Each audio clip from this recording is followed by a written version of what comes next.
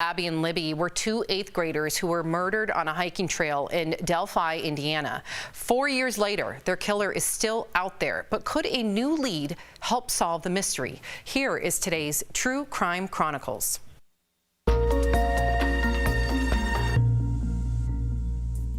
Abby Williams and Libby German were two young, bright girls. The 13 and 14-year-old were good friends and 8th graders at the same school. On a sunny afternoon, they went for a hike at a popular walking trail in town. Libby posted Snapchats of them walking across the Monon High Bridge Trail. But something eerie happened shortly after snapping those photos. Somebody out there knows something. When Libby's father came to pick the girls up, they were nowhere to be found.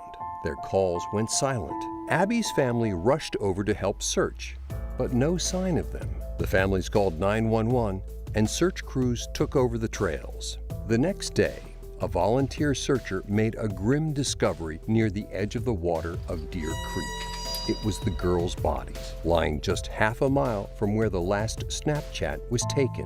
It still is as tough as their first day of school. It doesn't get any easier. What happened? The biggest clue all these years has been this photo Libby took on her phone and this audio clip she recorded.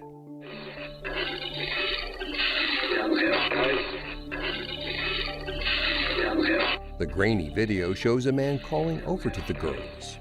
The reason I think that she was taking that, at least at that time,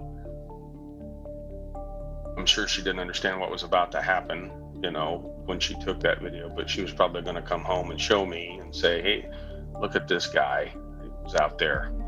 It kind of creeped me out. That video helped generate more than 50,000 tips.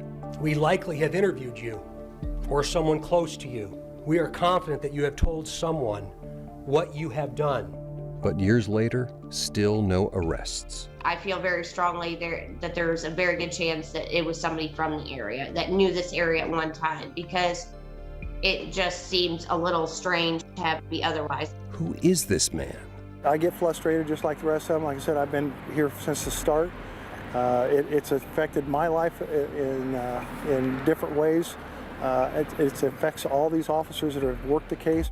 4 years later, police have a potential lead in the case. In April 2021, they announced they are looking into this man, James Chadwell. The 42-year-old was recently arrested for attempted kidnapping and attempted murder of a 10-year-old girl in Indiana, not far from Delphi. Could he be connected? The fact remains, there's a killer walking loose. He knows where Delphi is. We know that.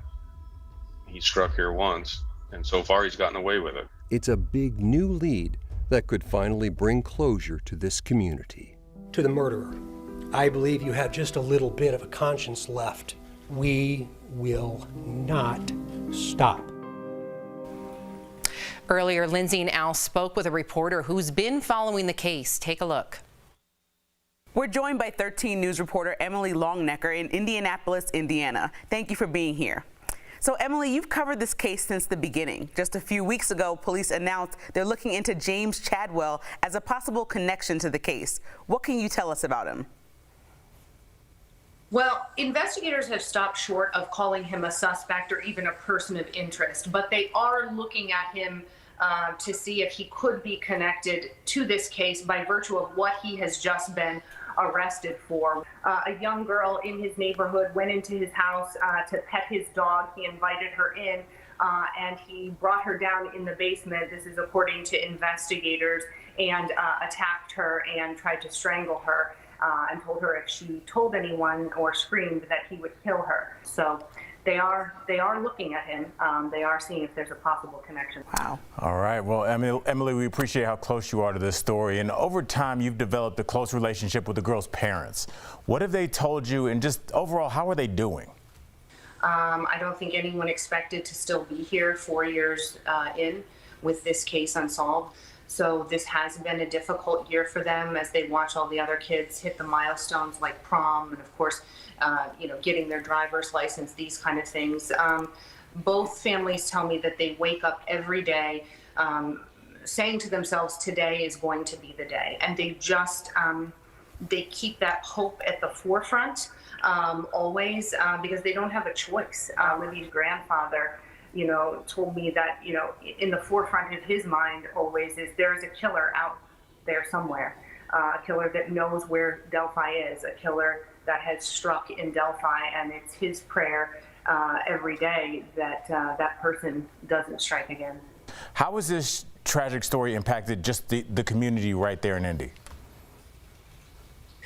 I think everyone thinks about this case still, knows about this case. We're about a 45-minute hour drive from Delphi, but I think all of central Indiana thinks about this, especially when the anniversary nears. I can tell you that Delphi is a sleepy little bedroom community where everyone kind of knows everyone. And after this happened, I think the sense of safety there in that small little community was gone. And I think this case has gained a national and even international attention. And I think it's because, people look at this and they think those could have been my children.